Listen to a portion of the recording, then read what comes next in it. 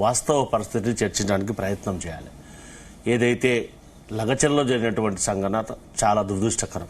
ఎందుకోనంటే ఎక్కడైతే అభివృద్ధిని ఆకాంక్షించి కొడంగల్ అనేది ఒక మారుమూల ప్రాంతం తెలంగాణ రాష్ట్రానికి, అక్కడ అభివృద్ధిని చేయాలనే ఉద్దేశంతో అక్కడ కొడంగల్ అర్బన్ డెవలప్మెంట్ అథారిటీ అని, దాంతోపాటుగా అక్కడ ఉన్నటువంటి ఇందాక జయరాం గారు చెప్పినట్టుగా చదువుకున్న వారందరికీ ప్రభుత్వం ఉద్యోగాలు కల్పించలేదు కాబట్టి వారికి ఉన్నటువంటి అర్హతలకు అనుగుణంగా వారికి ఉద్యోగాలు కల్పించాలనే ఉద్దేశంతో అక్కడ ఒక ఫ్యాక్టరీని ఏర్పాటు చేయాలనే ఉద్దేశంతో ప్రభుత్వం ఆలోచన చేసి అక్కడ భూమిని సేకరించాలనే ఉద్దేశంతో ఆ జిల్లా మేజిస్ట్రేట్గా ఉన్నటువంటి కలెక్టర్ గారు అక్కడ ఒక అభిప్రాయ సేకరణ కోసం గ్రామసభ నిర్వహించడానికి నిర్ణయం తీసుకొని అక్కడికి వెళ్తే, ఎక్కడైతే ఐడెంటిఫై ప్లేస్ కాకుండా కొంతమంది ప్రేరేపించి వారి మంచితనాన్ని అలసుగా తీసుకొని వారిని మనం చూసినట్టయితే ప్రత్యక్షంగా సార్ ఇక్కడ మనం 10 మంది ఉన్నాం, అక్కడైతే చాలా మంది ఉన్నారని చెప్పి ఎవరైతే బీఆర్ఎస్ నాయకులు మండల స్థాయి యువజన విభాగం అధ్యక్షులుగా పనిచేసినటువంటి వారు ఎవరైతే వారు స్వయంగా వారు తీసుకెళ్లినటువంటి దాఖలను ప్రత్యక్షంగా చూసాం.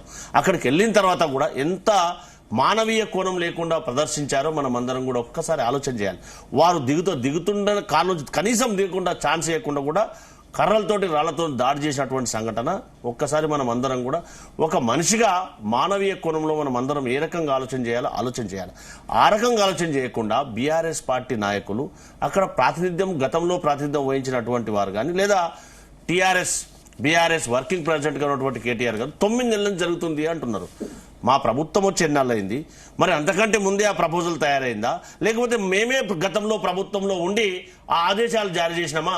అబద్ధాలు మాట్లాడితే మేమేమేం చేయలేం, మనం అందరం కూడా ఎవరు మేము చేయలేం.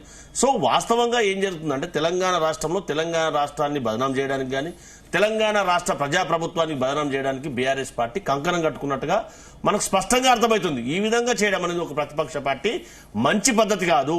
గతంలో వారు చేసినటువంటి ఏదైతే భూసేకరణ ఉందో, ఫర్ ఎగ్జాంపుల్ ఈ షాబాద్ సెజ్లో ఉన్నటువంటి చందనవల్లి సెజ్ కానీ, లేదంటే ముచ్చలలో వారు చేసినటువంటి 1000 ఎకరాలు కానీ, లేకుంటే మల్లన సాగర్లో వారు చేసినటువంటి భూసేకరణ కానీ, ప్రతిపక్ష పార్టీలుగా ఉన్నటువంటి కాంగ్రెస్ పార్టీ కానీ, భారతీయ జనతా పార్టీ కానీ, ప్రజా సంఘాలు కానీ, మిగతా రాజకీయ పార్టీలు కానీ ఈ విధంగానే రైతులను రెచ్చగొట్టేటువంటి దాఖలాలు ఉన్నాయా? ఖచ్చితంగా వారికి రావాల్సినటువంటి R&R 2013 యాక్ట్ ప్రకారం రైతులకు రావాల్సినటువంటిది ఇంకా ఎక్కువ కావాలని చెప్పి అప్పీల్ చేయడానికి అవకాశం ఉంది. దానికి నిరసన తెలపడానికి ఫర్ ఎగ్జాంపుల్ చెప్తాను, ఇప్పటి వరకు 166 రోజులు చందనవల్లి సెజ్ వారి బాధితులు ఎవరైతే ఉన్నారో ఇప్పటి వరకు కూడా వాళ్ళు నిరసన తెలుపుతా ఉన్నారు. మొన్న ఒక 10 days బ్యాక్ కూడా చీఫ్ సెక్రటరీ గారు కూడా వారు కలిసి రిప్రజెంట్ చేయడం జరిగింది. కనీసం వారికి ఇప్పటివరకు నష్టపరిహారం అయినటువంటి గత ప్రభుత్వం వాళ్ళు ఇప్పుడు గురు కింద నలుపు తెలియనట్టుగా బిహేవ్ చేస్తే ఎవరు ఏం చేస్తారండి? వారు అధికారం ఉన్నప్పుడు రైతుల గురించి పట్టించుకోలేదు. కనీసం ఎక్కడైతే భూములు లాక్కున్నారో ఎవరికైనా కానీ, మీకైనా మనకైనా ఎవరికైనా కానీ జయరాం గారు చెప్పినట్టుగా భూమి అనేది సర్వస్వం. ఎందుకంటే జీవితం ఉన్నంత కాలం తదనంతరం కూడా నా జనరేషన్ నియమిస్తున్నానంటే ఆస్తి జ్ఞానంతో పాటు భూమి అని మనం అందరం కూడా చెప్పుకున్నటువంటి అంశం. దాన్ని లాక్కునే ముందు ఎవరికైనా బాధ ఉంటుంది. కానీ ప్రభుత్వానికి చెప్పే విధానం, ప్రభుత్వ ప్రతినిధిగా వచ్చేటువంటి వారికి చెప్పే విధానం అది కాదని కదా మనం ఆలోచించాల్సింది. అది చేయకుండా ప్రతిపక్ష పార్టీ ప్రభుత్వాన్ని బదనాం చేయడానికి, అధికారుల మీద ప్రాణయానం అంటే వారి ప్రాణాలు తీసే విధంగా ప్రయత్నం చేయడం అనేది సమంజసం కాదు అనేది మనం అందరం కూడా ఆలోచన చేయాలి. ఆ రకంగా ఆలోచన చేస్తే ఏ ప్రభుత్వాలు కూడా ఎప్పుడు కూడా డెవలప్మెంటల్ యాక్ట్ చేయడానికి అవకాశం ఉండదు కదా మనం అందరం కూడా ఆలోచించవలసింది. మిగతా రాష్ట్రంలో ఉన్నటువంటి 119 నియోజకవర్గాలు డెవలప్ చేయడమే ప్రజాప్రభుత్వం యొక్క లక్ష్యం. అందులో భాగంగానే ఉన్నటువంటి ఇంటిగ్రేటెడ్ స్కూల్స్ ఇటీవల ఏర్పాటు చేసినటువంటి పాఠశాల నిదర్శనం. దాంతో పాటుగా 4th సిటీ దాని నిదర్శనం. అది ఆయన నియోజకవర్గం కూడా కాదు అని మనం కూడా ఒకసారి ఆలోచన చేయాలి. దాంతోపాటు హైదరాబాద్ చుట్టూ కూడా డెవలప్ చేయాలనే ఉద్దేశంతో ఇంకో ఉద్దేశం అయితే, రెండోది మెట్రో లైన్ ఏదైతే హైటెక్ సిటీ కాకుండా హైదరాబాద్ ప్రజలకు అందుబాటులో ఉండాలనే ఉద్దేశంతో కూడా అలైన్మెంట్ చేంజ్ చేసినటువంటి విషయం కూడా రెండో అంశం అయితే, దాంతోపాటుగా ఏదైతే లగచలలో జరిగినటువంటి విషయం ఏదైతే ఉందో, ఎక్కడైతే గ్రామసభ జరిగినటువంటి ప్లేస్లో గ్రామసభ జరగకుండా మిగతా ప్రాంతానికి ఒక 2.5 కిలోమీటర్లు అక్కడ ప్రేరేపించినటువంటి బీఆర్ఎస్ నాయకులు ప్రిపేర్గా ఉన్నటువంటి సంఘటన తీసుకెళ్లడం ద్వారా ఈ సంఘటన జరిగిందనేది మనం ఒక్కసారి గుర్తుపెట్టుకోవాలి. పదే పావని మేడం గారు చెప్తున్నట్టుగా ఎప్పుడు వాళ్ళపైన పోలీసులు దాడి చేశారో ఒకసారి ఆత్మపరిశీలన చేసుకోవాలి. దాన్ని వాస్తవం చెప్పాలి. కలెక్టర్ గారిపైన దాడి చేయడం కానీ, ఎంఆర్ఓ గారిపైన దాడి చేయడం కానీ, అక్కడటువంటి చైర్మన్ గారిపైన దాడి చేయడం కానీ, వాళ్ళు ఇప్పటికి కూడా నిమిషంలో దాంతో పాటుగా అక్కడ డిప్యూటీ తహసీల్దార్ పైన సంఘటన కానీ దాడి కానీ ఇవన్నీ కూడా ఏం చేయాలి ఒకసారి ఆలోచన చేయాలి. దాంతో పాటుగా నిన్న స్వయంగా పరిగి జైలు దగ్గర స్వయంగా రైతులు మాట్లాడినటువంటి అక్కడటువంటి రంగారెడ్డి గారు కానీ ఎల్లయ్య కానీ రాజయ్య కానీ దాంతో పాటు మహేశయ్య గారు మాట్లాడినటువంటి సురేష్ అనే వ్యక్తి మమ్మల్ని ప్రేరేపించి పక్క ఊరికెళ్ళి తీసుకొచ్చి ఈ సంఘటన చేయించని చెప్పి స్వయంగా సబితా మేడం గారు ముందే చెప్పినటువంటి మాటలు కదా జైలు ముందు. ఆ రికార్డు మన దగ్గర ఉంది కదా, అందరి దగ్గర ఉంది కదా స్వయంగా. సో వాస్తవాన్ని మాట్లాడకుండా మాట్లాడితే సమంజసంగా ఒక డెవలప్మెంటల్ యాక్టివిటీగా మాట్లాడవలసినటువంటి సురేష్ 45 సార్లు సురేష్ గారు 45 సార్లు పట్నం నరేందర్ రెడ్డి కాల్ చేశారు మీరు చెప్తున్నారు. పట్నం నరేందర్ రెడ్డి గారు కూడా 6 సార్లు కేటీఆర్ గారు కాల్ చేశారని చెప్తున్నారు. మీ దగ్గర ఎటువంటి ఆధారం ఉంది?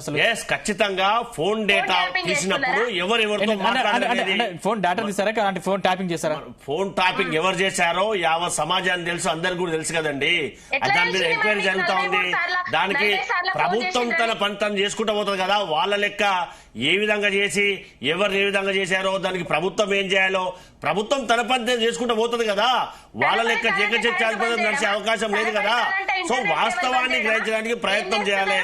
పావని గౌడ్ గారు దయచేసి మీరు విన ఓపిక ఉంటే వినండి, వినడానికి ఇష్టం లేకపోతే మీ ఇష్టం, అది అంతకంటే మించి ఏం చెప్పలేను నేను మీకు. సో నేనేం చెప్తున్నంటే కాల్ డేటా ఎవరితో మాట్లాడారు, నేను మీతో మాట్లాడాను, నేను మా సినిమాతో మాట్లాడాను, లేకపోతే జయరామ్ గారితో మాట్లాడాను, నా కాల్ డేటా ఎవరు తీసుకున్నా కానీ వచ్చే అవకాశం ఉంటుందా లేదా, ఏ సందర్భంలో ఎన్నిసార్లు మాట్లాడారో తెలిసే అవకాశం ఉంటుందా లేదా. స్వయంగా కేటీఆర్ గారు చెప్తున్నారు, ఎస్ నేనే ఫార్ములా ఈ రేట్లో నేనే 55 కోట్లు మంత్రి మండలితో అప్రూవల్ లేకుండా ఇచ్చాను, నేనే పూర్తి బాధ్యుడిని, నన్ను జైల్లో పెట్టండి అంటారు. రైతుల పక్షాన నేనే జైల్లోకి వెళ్తాను, నన్ను జైల్లో పెట్టండి అత్యుత్సాహపడుతున్నాడు సారు. దానికి ఏం చేస్తారు, ప్రభుత్వం తన పని తను చేసుకుంటూ పోతుంది తప్పితే ఎక్కడైనా ప్రతిపక్ష నాయకుడు ప్రజల పక్షాన నుండి చేయవలసింది పోతుంది నన్ను జైల్లో పెట్టండి అని అంటే ఎక్కడైనా చూసామా చరిత్రలో ఇప్పటి వరకు మనం. సో తెలంగాణ రాష్ట్ర ప్రభుత్వాన్ని తెలంగాణ రాష్ట్రాన్ని బదనాం చేసే పనిలో ఉన్నారు.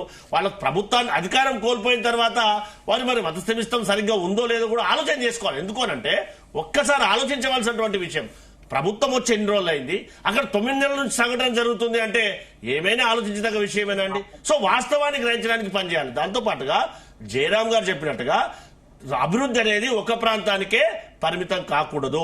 రాష్ట్రం అభివృద్ధి చెందినప్పుడే అన్ని ప్రాంతాలు అభివృద్ధి చేయడానికి ప్రభుత్వం ప్రయత్నం చేయాలి. ఆ రకంగానే మా ప్రజాప్రభుత్వం పనిచేస్తుంది తప్పితే ఒక ప్రాంతానికి ఒక నియోజకవర్గానికి జరగదనేది మనం అందరం కూడా ఆలోచన చేయాలి. 10 నెలల్లోనే అన్ని నియోజకవర్గాలు అంటే మెజారిటీ నియోజకవర్గాల్లో ఈ పాఠశాలలు ప్రారంభించడం కానీ, హైదరాబాద్ చుట్టూ ప్రాంతాల డెవలప్మెంట్ విషయాల్లో కానీ, ఫోర్త్ సిటీ ఎస్టాబ్లిష్ విషయంలో కానీ, మెట్రో రైల్ ఎస్టాబ్లిష్ విషయంలో కానీ ప్రజాప్రభుత్వం అన్ని ప్రాంతాలను సమానంగా చూస్తారని కూడా మనం అందరం కూడా ఆలోచన చేయాలి. అంతే తప్పితే బీఆర్ఎస్ పార్టీ చేసినట్టుగా కాంగ్రెస్ పార్టీ చేయదు. ప్రజాప్రభుత్వం ఆ రకంగా ఆలోచించదని మనం అందరం కూడా ఆలోచన చేయాలి. రైతుల రూపంలో అధికారుల పైన దాడి చేయడం అనేది సమంజసమా? దేశంలో ఎక్కడ లేని విధంగా ఇక్కడ ల్యాండ్ అక్విజిషన్ చేస్తున్నట్టుగా ల్యాండ్ అక్విజిషన్ చేస్తున్నప్పుడు ప్రజల యొక్క అభిప్రాయాన్ని సేకరించవలసినటువంటి జిల్లా అధిక మేజిస్ట్రేట్ గా అక్కడికి వెళ్లి అభిప్రాయ సేకరణ చేసుకోవడం ద్వారా కాకుండా ఏ విధంగా సేకరిస్తారు? స్వయంగా మంత్రి గారు వస్తారా, ముఖ్యమంత్రి గారు వస్తారా, ఎవరు వెళ్తారు? ప్రభుత్వ ప్రతినిధిగా కలెక్టర్ గారు కదా వెళ్ళి సేకరించవలసింది. అదే కదా జరిగింది. దానికి రైతులు అక్కడ ఆగ్రహంతో ఉన్నారని తెలిసి కూడా కలెక్టర్ గారు ఒకరు ఎందుకు వెళ్ళారని, నిజంగా ఎందుకు బందోబస్తు వెళ్ళలేదు? ఒక్కటి గుర్తుపెట్టుకోవాలి, అక్కడ ఎక్కడైతే ఐడెంటిఫై ప్లేస్ ఉందో అక్కడ కాకుండా మీరు ఒకసారి క్లిప్పింగ్ చూసినట్టయితే, సార్ ఇక్కడ మనం 10 మంది ఉన్నాం, అక్కడైతే చాలా మంది ఉన్నారని చెప్పి 2.5 కిలోమీటర్లు వాళ్ళ వెహికల్లో తీసుకెళ్లినటువంటి దాఖలాలు ఒక్కసారి చూడండి. అక్కడ చూస్తే అక్కడ కారు వేగముందే దాడి చేయడం ద్వారా ఎంతమంది గాయాలైనా చూడండి. అది వాస్తవాన్ని గ్రహించే ప్రయత్నం చేయాలి కదా. ఇక్కడ ఐడెంటిఫై ప్లేస్ ఎక్కడైతే లోకల్స్ ఎస్ఐ గారు చెప్పినటువంటి పాయింట్ కాకుండా అక్కడ నుంచి సురేష్ అనే వ్యక్తి వేరే ప్రాంతానికి తీసుకెళ్లాడు కదా.